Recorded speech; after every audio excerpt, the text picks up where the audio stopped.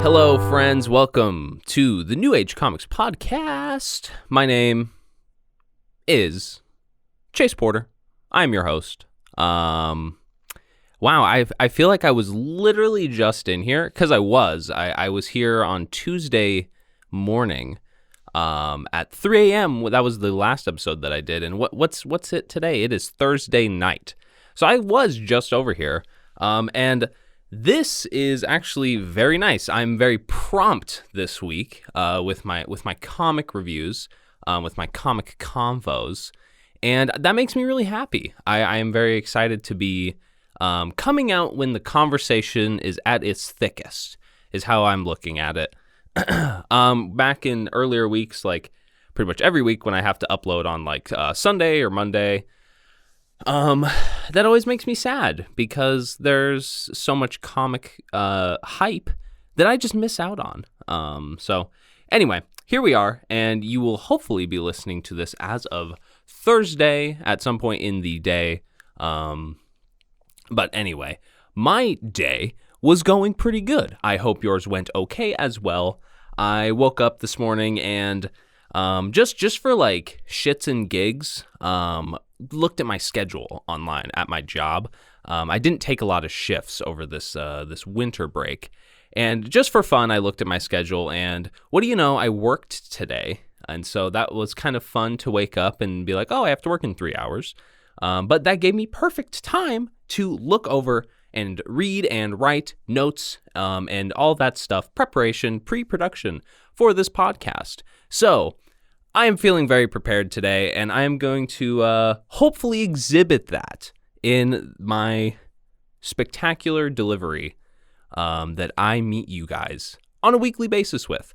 So for those of you who maybe are new here and have not tuned out at this strange babbling, what we do here, we talk comics, we go into a little bit of comic news, we talk about some rapid-fire comics that did not make my personal top 5 list, and then I get into the top 5, and we get into the nitty-gritty of my favorite comics that dropped, and then we could talk about what's dropping next week. I mean, I cover the whole spectrum here.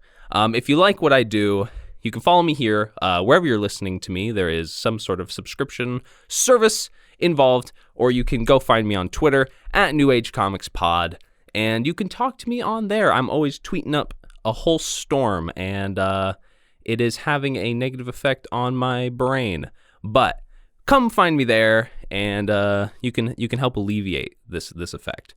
But wherever you're at, let me know what your favorite comic of the week was, and spoiler warning for every single comic that I mention here. None of them are safe, even the rapid-fire ones. If I feel like spoiling it, damn it, I'm going to spoil it. So, but if you want to not get any of this spoiled, go read the books. It was a great week this week, so you will not be dissatisfied by reading any of the books that I'm talking about today. But before that, let's get into some comic book news. Now look, I want the real story. Or should I say comic book film news. This is kind of the first time I will be talking about any MCU shit on this podcast. I did talk about Yara Flor being in a new upcoming CW thing. I digress. There has been a lot of news for a Disney Plus show that I am very excited about. It is the new Hawkeye series, and there have been casting updates and just in general shooting updates. Hawkeye is coming to the MCU in Phase 5 and in the form of a show on Disney Plus. And since we have received all of this news and all of this hype, there have been several updates on the casting, and we've seen some early pictures of the filming that I am super duper drooling about. But who is going to be in the show? Well, Jeremy Renner is going to be reprising his role as Hawkeye, and this is maybe the biggest casting so far. Haley Steinfeld is going to be playing Kate Bishop Hawkeye. So both Hawkeyes have been casted. And then there has been a lot of speculation on what this series will be about, and it is kind of soft confirmed at this point that it is going to be very heavily influenced by the Fraction and David Aja run, Matt Fraction and David Aja, because Fra Fee, I hope I'm saying that fella's name correctly, he is going to be playing the Clown, which I believe it is accepted that his character will be the Clown. And I looked him up. He looks the part. We also have Tony Dalton that is playing Jack DeQuinsney. I don't know how to say that last name, but it's Swordsman, Hawkeye's trainer. And we're also getting Florence Pung, I think, Pung? I'm so bad at names. And of course, the podcast that I select has so many names from all over the world in it, but she's going to be reprising her role as Yelena from the Black Widow movie. So we're getting some more Black Widow stuff in there. Very excited about that. And then another name I will butcher here, Alaqua Cox, I believe is how you say her name. She is going to be playing Echo, and I am super hype about that one. Echo is a very amazing character. She was invented by David Mack in the Marvel Knights Daredevil run that I'm a huge fan of, and I love her character. She is so freaking cool and badass and Native American, and all of that is really fun. She is going to be in this upcoming Hawkeye series, not a Daredevil series, but a Hawkeye series, and her father, I think Crazy Horse or Wild Horse, has been casted as well. But I haven't even gotten to the most important one here. Lucky. Lucky the pizza dog has been casted. I searched high and low for a name and I could not find one. But alas, I will hopefully be presenting an image of the dog on the screen here if you're watching on YouTube. But Lucky is going to be in the show. So we can all rest assured we're going to get some cute dog scenes.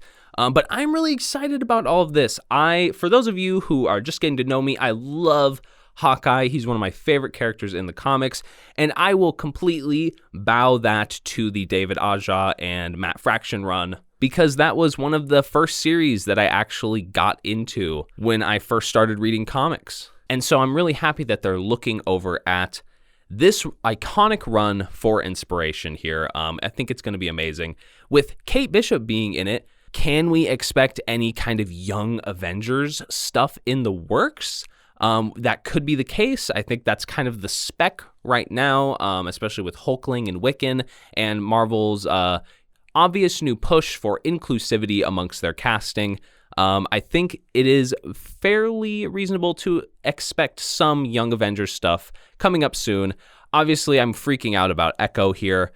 She's just an awesome character. If you are interested in Echo at all, she is a deaf character, the opposite of Daredevil. Her and Daredevil are loves in the comics, and oh man, it's just great. If you want to check her out, her two kind of main arcs are really amazing. I think it's Daredevil 1998, 8 through 15, and then oh come on, what's the next one? I think it's Daredevil, same series, 51 through 55.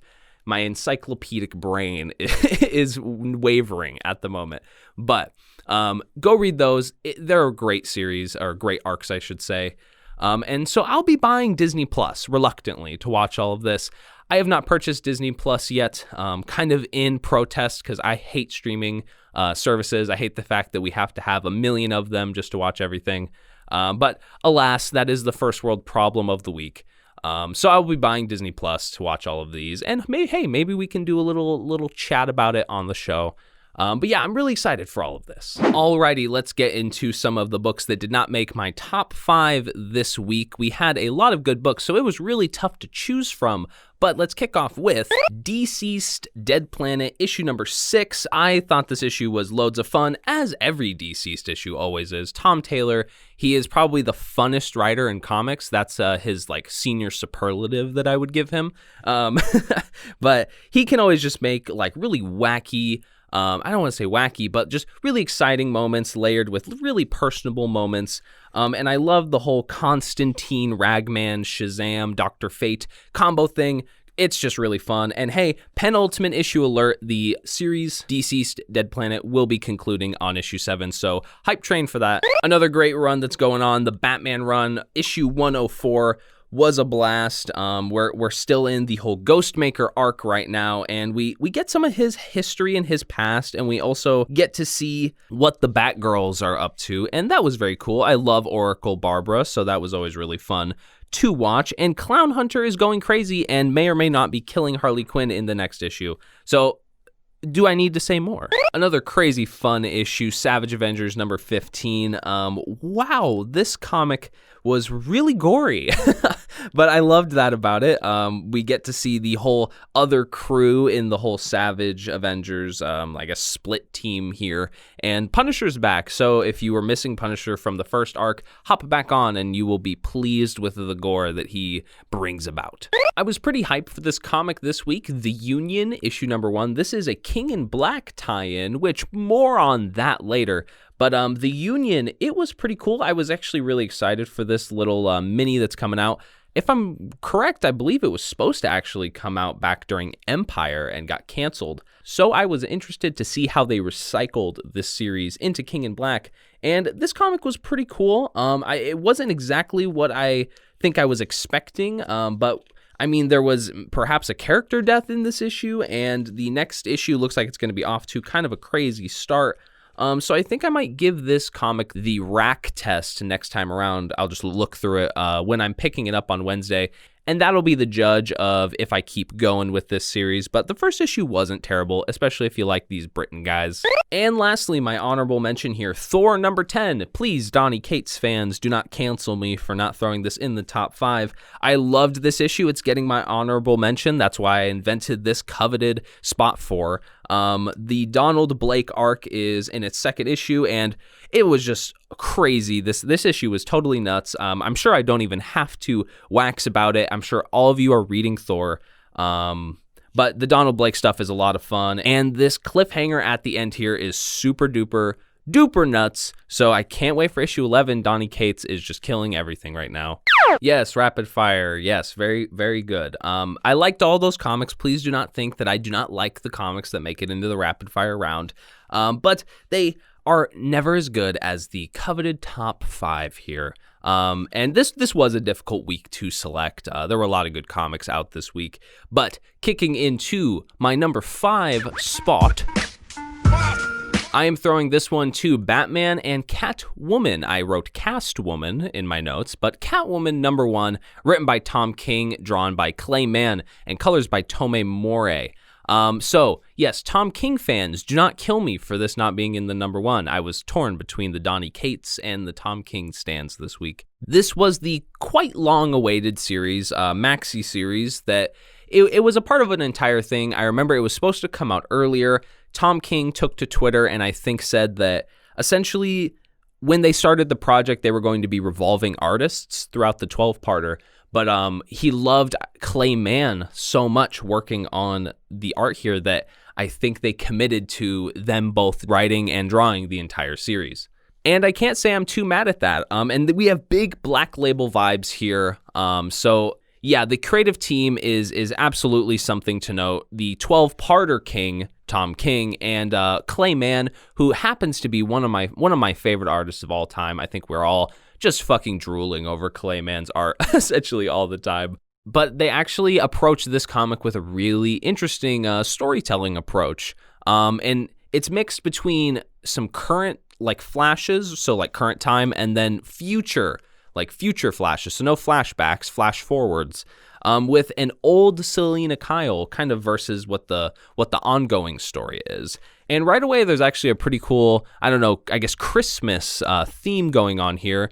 The first issue is titled Silent Night, and it opens up with the singing of Silent Night. And well, I think this is neat because King can kind of embrace his musicality. I've noticed King uses a lot of music within his writing. But right away into this issue, it gets very, very steamy.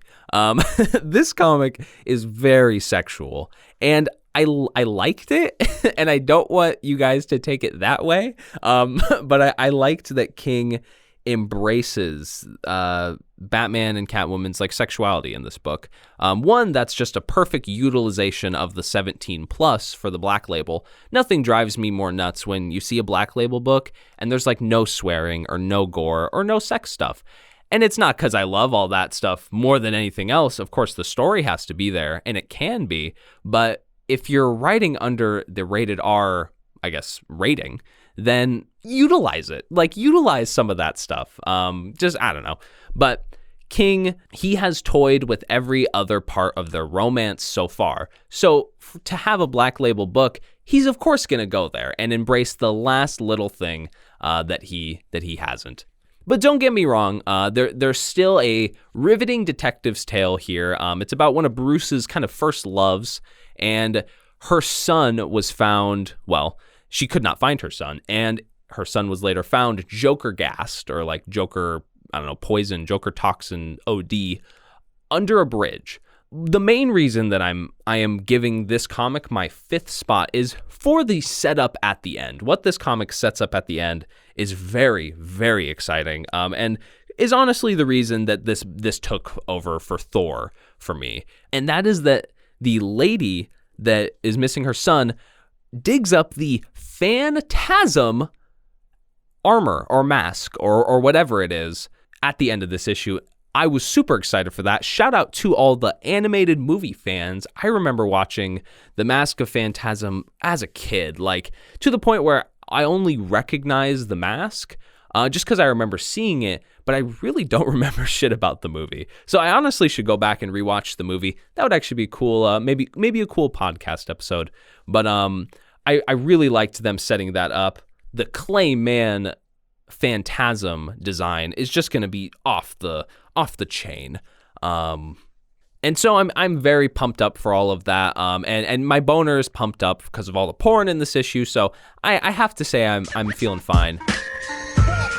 For my number 4 spot this week, I'm giving it to a underrated book, in my opinion, Black Widow, issue number 4, written by Kelly Thompson, drawn by Elena Casagrande, and guest art by Carlos Gomez, colors by Jordi Belair, and guest colors by Federico Blee.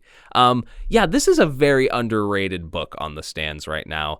I really love this series. I don't think it's getting nearly enough attention for how good it is, but in the last issue, Nat got red-pilled, if you can see what I did there. She's Russian. That was a bad one. But she gets actually red-pilled in the Matrix sense, I guess, where her whole past and present comes rushing to her, and she remembers being Black Widow and everything. And now she is fighting her way out of her apartment the only way she knows how, and that sequence is so spectacular. The art is so amazing. I am such a fucking big-ass fan of Elena Casagrande's art. I am going to turn into a stan for her. And the colors are even notable here. So shout out to Jordi Belair, because all the colors for everything, they pop, but also this scene takes place during a blacked out, or while her house is blacked out and no lights are on. So it still gives you the impression that it's dim, but however, the colors all pop. It's just fucking awesome.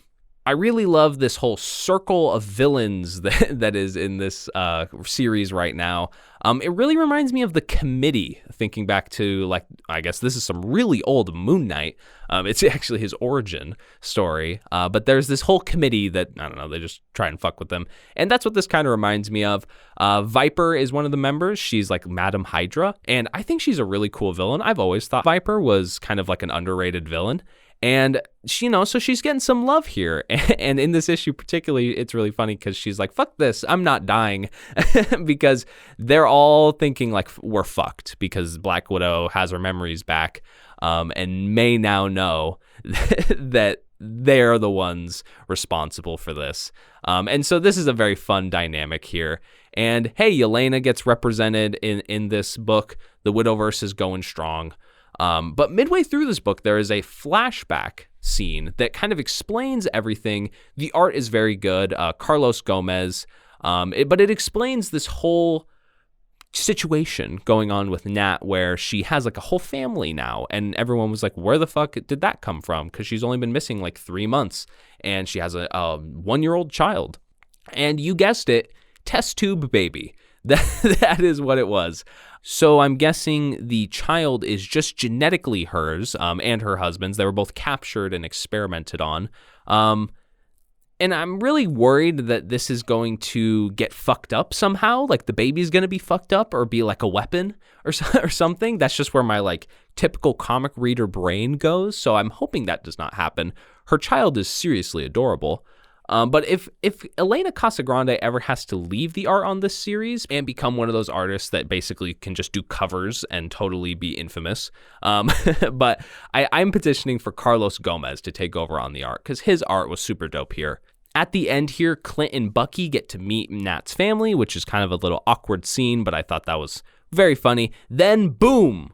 Explosion, cliffhanger, literally. That's literally what happens. Someone sends a sniper round through their safe house window, and Nat is exploded out of the room that her child and husband were in.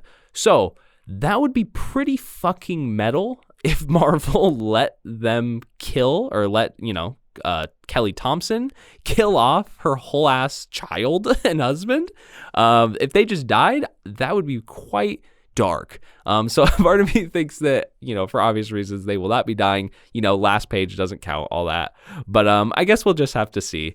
And so I hope this series is nowhere close to being over with, because I've been loving it. So yeah, check out Black Widow. The bronze medal is going to Strange Adventures issue number 7. This is a double Tom King week because he's writing this issue. We have art by Mitch Gerads and Evan Doc Shanner. So more Tom King because Strange Adventures is back. It actually, when I was preparing the notes for this episode, I thought back like, man, Strange Adventures 6 was a minute ago. Because it actually was. It came out on October 14th. I checked it out. So it kind of got delayed there just casually. I don't know if anyone else really noticed that. But I remember being a little underwhelmed with issues 5 and 6. I just thought they were, a little on the slower end, a little less memorable. But that is no more because this issue blew me the fuck away. Mitch Gerads steals the show for me once again. His art is consistently stunning throughout here. And obviously that is no dissing to Doc Shanner because he kills it in this episode too. But the art here is really phenomenal. Adam is captured and he is essentially forced to relive some of his worst memories or lowest moments. At least I think that's what's going on here.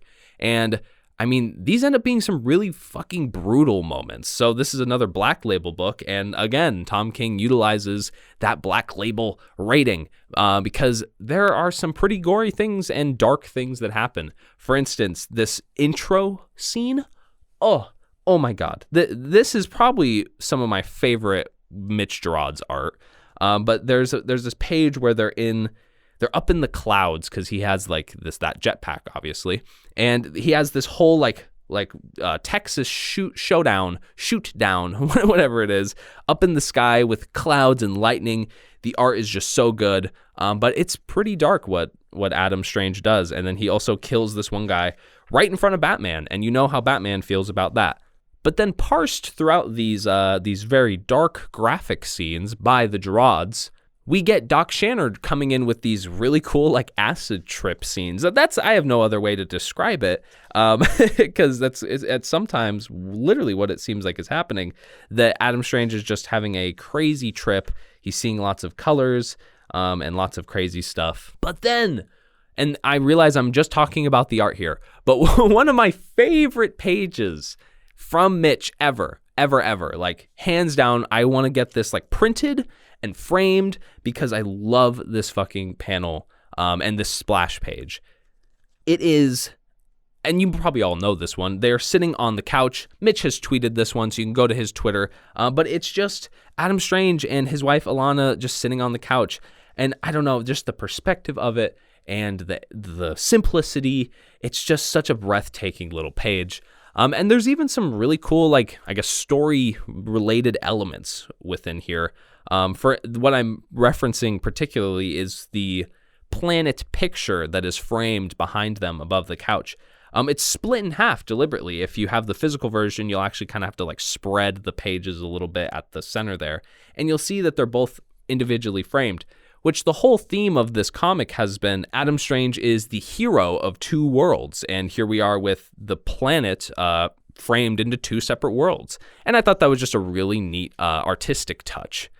And so then we get to the meat of this issue, and this reveal is fucking nuts, okay? We get the whole explanation reveal thing of what kicked off this entire series, where some person was really angry with Adam Strange and did this whole like explosion rant on YouTube, Facebook thing at one of his book signings. And later that person was found killed and no one knew what happened. And this whole series has been the Justice League, or Mr. Terrific, investigating him. And we find out, spoilers, please, if you want to know, go read it. But we find out that Adam fucking did kill this guy. Yes, like he tells this whole story about how he thought he was like a picked soldier in disguise because of the way he was talking, and he said he got really angry, and basically it just happened. And he killed the guy, found out it wasn't a picked soldier, he still killed him. And all of this is layered on top of the nuance with he's telling Alana this. And not only that, she was the one that said, tell me everything. And she was trying to get him to talk about the truth with their daughter, which is what was alluded to in issue 6. He does not tell her that, but he gives her this. So there's so much going on. I'm freaking out. Like, this comic was fucking stunning. So phenomenal. But at the end, I guess, the flashback Adam is captured by the Picks. And yeah, but he did it. He killed the guy. Wow. I'm freaking out. This series is back in full swing for me. Full swing. So I'm very much anticipating issue number 8. I'm so excited.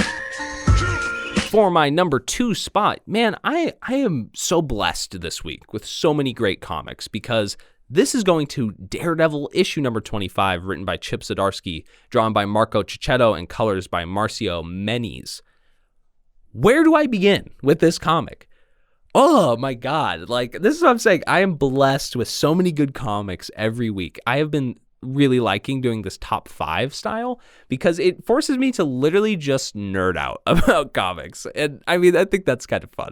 So this comic has been all the rage online. That includes with like speckers or specking, like the sales is going through the roof. I read last night that the 1 in 25 variant by La Roca is going for like $100 right now for this series, and we'll get into why I think it's shooting through the roof in a bit. But as much as this issue is about Matt's ass being in jail, it is also about Elektra. She's kind of really the main character of this comic. You open it up and I believe she's on the first page. She's kind of narrating the whole damn thing. But it all looks amazing because Marco Cicchetto is drawing it. And I am blessed with amazing artists this week because Marco Cicchetto has a very special place in my heart. And this gets into like how I got into comics. One of the first comics that I remember like falling head over heels with, and it was the first comic that I remember picking up and buying off the rack. Like, I guess the first series I was into that was currently ongoing at that time, it was Old Man Hawkeye. And that's funny because that's such a recent comic that it seems like I'm really brand new to comics. And in some sense, I kind of am. But I remember that comic blew me away. My friend Ian, if you guys know Ian from the X podcasts, all he did was tell me, yeah, man, apparently Hawkeye goes blind in that comic. And I knew the movies. And so I was like, what? Like the Archer goes blind? That's crazy. At the time, I didn't even know the whole Old Man Logan stuff was like had already happened, and that he was fully blind. I just knew that he was going blind in that series. So point is, I picked that up. If you know that series, it's drawn by Marco Cicchetto. And I was just head over heels. That was the series that made me love Hawkeye and subsequently love comics and get into just the lore of everything. So he has a special place in my heart. This is all to say that. But enough about that. Matt is looking quite rough in this orange suit. However, I really like the orange suit and the design is just amazing. But I think it's really cool because I guess the idea is it conceals his identity while he's in jail. Which is a plot device that will definitely be unraveling, right? Because someone's probably going to want to figure out his identity. I don't know the status of Daredevil's identity right now. I'm pretty sure people don't know that it's Matt. That status is always up and down. But what, is he going to like wear the mask 24/7 or something? Like, how's he going to shower? How's he going to sleep? But I think it was smart on Zdarsky's part to skip from the last issue all the way to here, just to kind of skip all of the literal legal mumbo jumbo that ended Matt in jail. I think it would have been cool to have the scene where he gets like issued his like outfit, his orange jumpsuit. I think that would have been cool thrown in there. Alas, there is a lot of lore actually added into this comic though via this one scene with Elektra, where she comes to Matt and is talking about this opposite of the hand. And we all know that's the Chaste, but she basically says there's one that's been longer, like around longer, more secret, called the Fist. And apparently the Fist requires a king and a queen. And I guess Elektra basically is coming to Matt saying, like, will you be my king? Which is crazy, first of all, like just straight up, that's insane.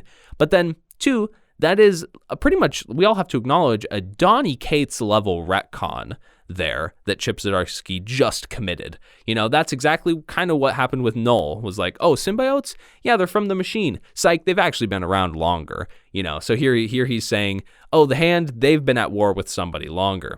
But number 3, it's called the Fist. So, I mean, Iron Fist? That's where my brain goes. Moving on from that, then we get to see the Page. Okay, the Page. And you all know what page I'm talking about.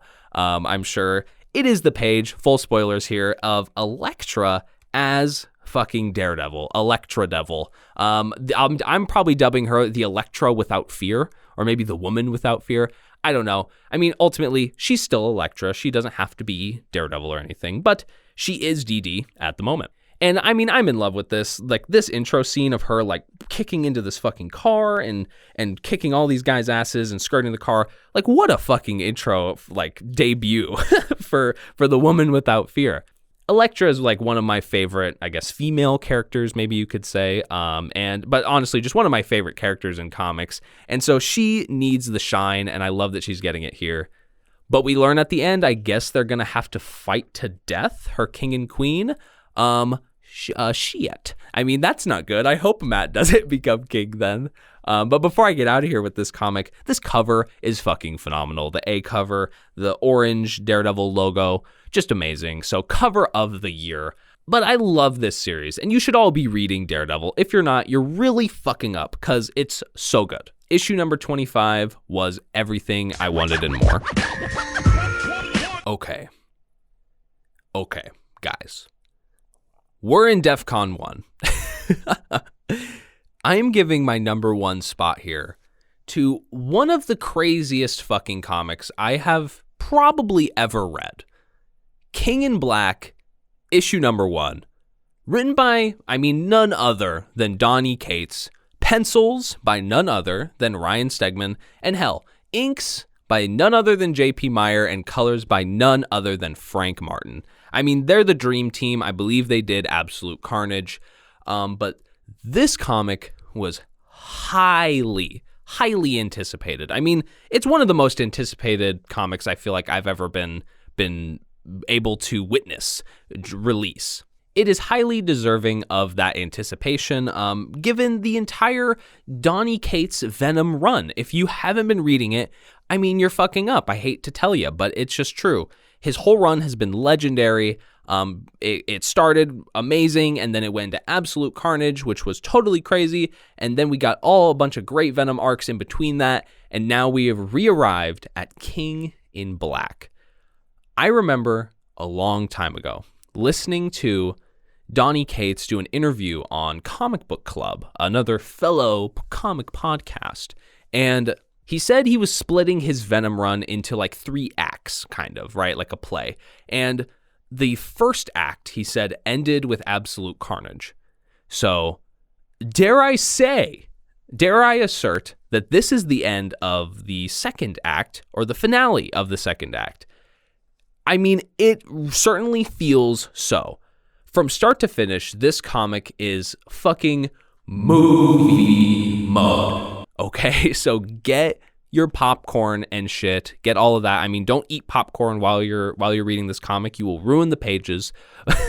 But from the jump, and I mean that literally, because if the first splash page in this comic is Eddie jumping, doing this classic Spider-Man web jump.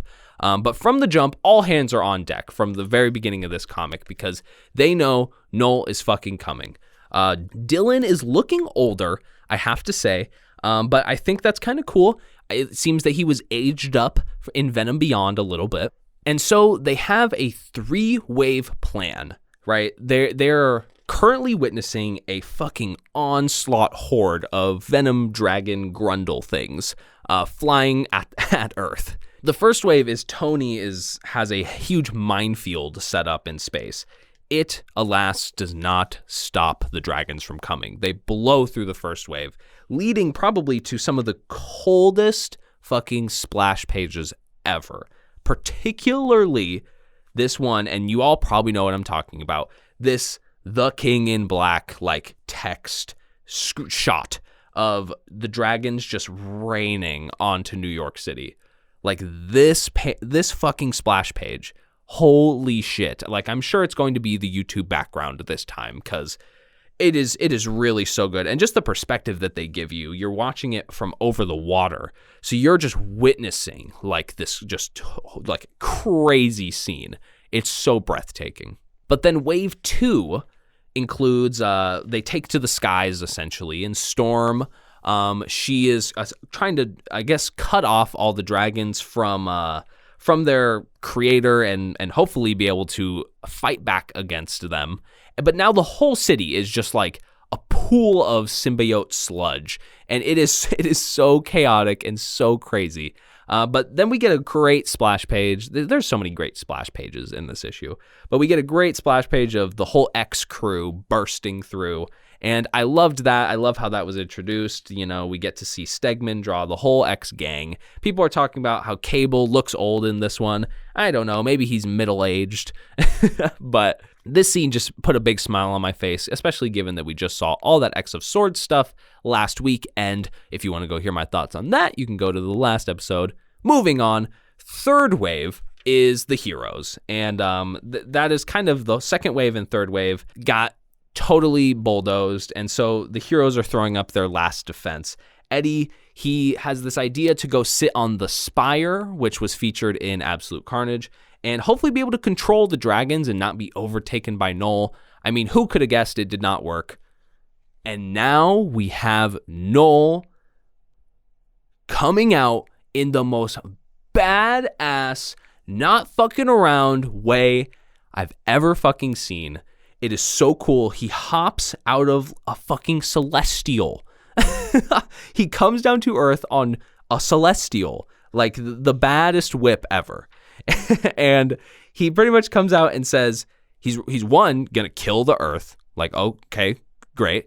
And then he says he wants Brock, right? He just says, and bring me Brock. And what is our humble hero's answer? It is Sentry, the golden god himself. But now, for any of you that have read this issue, you know where I'm going with this. One of the most fucking traumatic scenes I've ever read in an entire comic. Sentry did not work. Sentry, and I'm traumatized forever over this. But rest in peace, Sentry, because, I mean, fuck. Noel, I don't even know. I literally ripped him in half. So full spoilers there. But it is the most traumatic shit I've ever seen. Rippy motherfucking dippy Bob, because that was crazy. And the reaction of all the heroes coming up here is so, like, I don't know, like doom inspiring. Like, you feel the sense of dread. That is why Cates is one of the GOAT writers, in my opinion. You feel the fucking dread of these heroes here.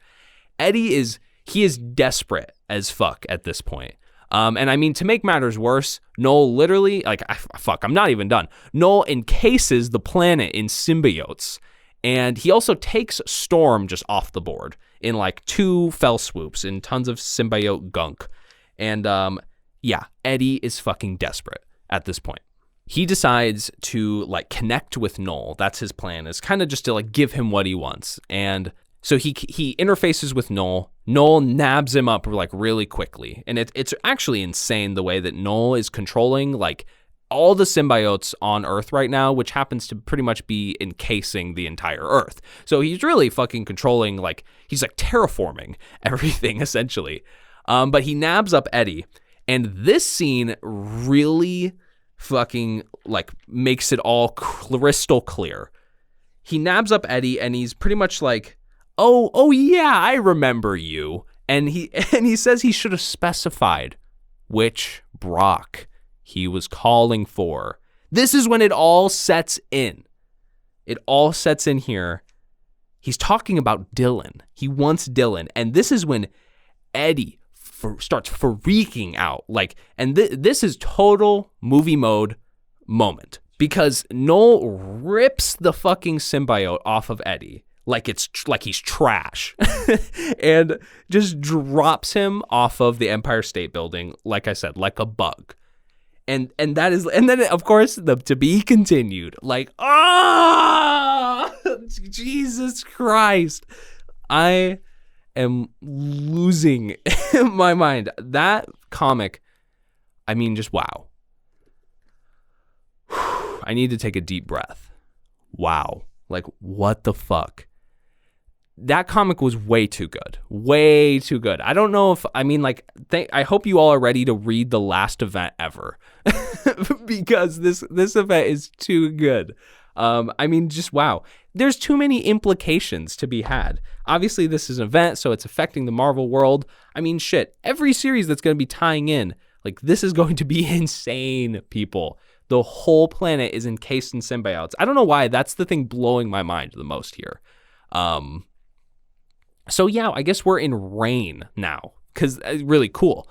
At the end here, when they flash the credits, that's the name of chapter 1, Reign, which for my comic friends that are keeping up, like X-Twitter, where yeah, because that's the name of the current, I guess, X-Men era is Reign of X.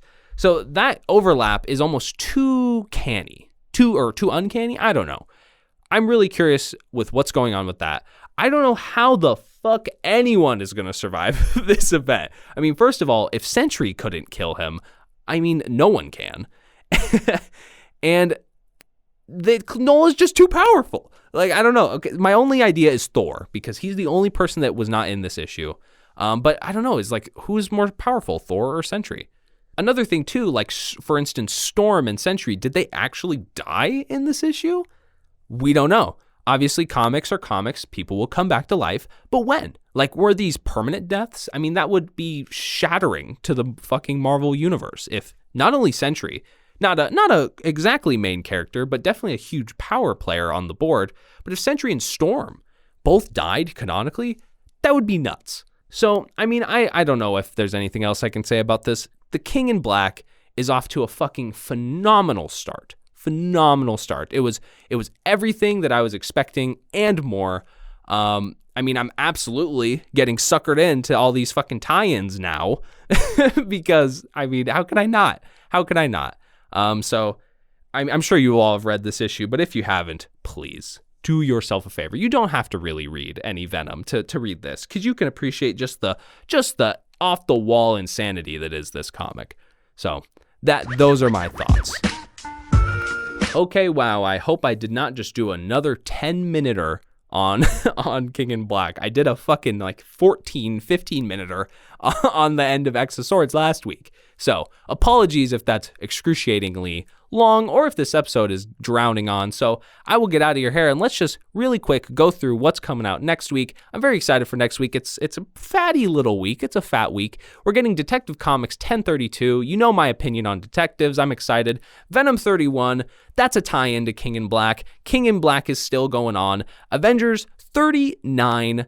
That is, I think, going to be the beginning of this whole Phoenix stuff. I guess we'll see. Guardians issue number 9, Liftoff 4 or something. I don't know what's up with that. But Quill is on the cover on his death throne, so I'm excited for that. I mean, Jesus Christ. Speaking of Kate's, we're getting crossover issue number 2. I mean, fuck. He's writing the craziest comic every single week now. Donnie's putting everyone out of business. We're also getting Dark Knight's Death Metal, the last stories of the DC Universe issue number 1. Yikes. Long ass title. I might get that, I may not. Definitely getting the rack test. Juggernaut issue number 4, that's wrapping up penultimate issue alert. 7 Secrets number 5, Tom Taylor. An issue I'm excited for, Batman Black and White issue number 1, the return of the anthology series, and there's a David Aja story in there. I mean, that's really the reason I'm buying it. We're getting King in Black Namor issue number 1. Kind of excited for that. I'm definitely gonna check it out. Probably will give it a little review here. And lastly, another penultimate, Ultraman number 4. Man, we are in for some good ass comics. Next week, I'm gonna get out of your hair now, but thank you so much for listening. It is really good to not be signing off here at like 5 a.m. Granted, it is 11 p.m., so not much better. But thank you so much for listening. You know how to support me, and I love ya, and hope you have a wonderful week. Read some comics, and I will see you in the next one. All right, guys, have a good one. Bye.